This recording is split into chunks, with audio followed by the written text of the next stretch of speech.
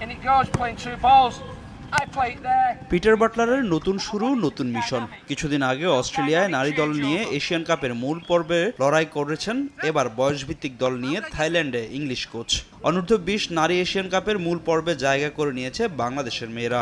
আর এই টুর্নামেন্টের প্রস্তুতির জন্য 10 দিন আগে থাইল্যান্ড গিয়েছে বাংলাদেশ অনূর্ধ্ব-20 নারী দল। লক্ষ্য কন্ডিশনের সঙ্গে মানিয়ে নেওয়া।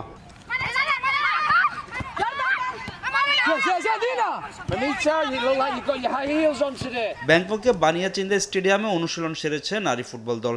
তীব্র গরমে কিছুটা অস্বস্তি বোধ করলেও শিষ্যদের নিয়ে পুরোদমে অনুশীলন চালিয়ে গেছেন পিটার বাটলার। অস্ট্রেলিয়ায় খেলা বেশ কয়েকজন নারী ফুটবলার রয়েছেন এ দলে। পরিবারের সঙ্গে ঈদ করতে না পারলেও দলের জন্য সেরাটা দিয়ে খেলতে চান বাংলাদেশ অনূর্ধ্ব-20 নারী দলের ফুটবলাররা। এখানে অনেক গরম।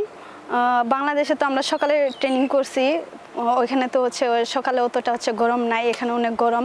তাও আমরা চেষ্টা করছি আমাদের 100টা দিয়ে প্র্যাকটিস করা, ভালো প্র্যাকটিস করা। গরম ওয়েদারের সাথে আমরা খাপ খাওয়াই নিচ্ছি।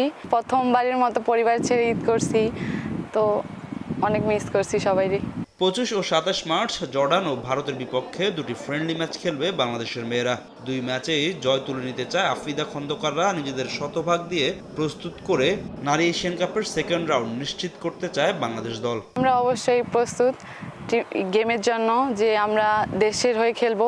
আমরা চেষ্টা করব আমাদের 100টা দিয়ে খেলার। 25 তারিখ আর 27 তারিখ জর্ডান আর ইন্ডিয়ার সাথে ফ্রেন্ডলি ম্যাচ আছে।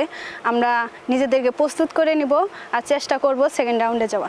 1 এপ্রিল স্বাগতিক থাইল্যান্ডের বিপক্ষে ম্যাচ দিয়ে শুরু হবে বাংলাদেশ অনূর্ধ্ব-20 দলের এশিয়ান কাপের মিশন। ফাহিম ইসলাম, সময় সংবাদ।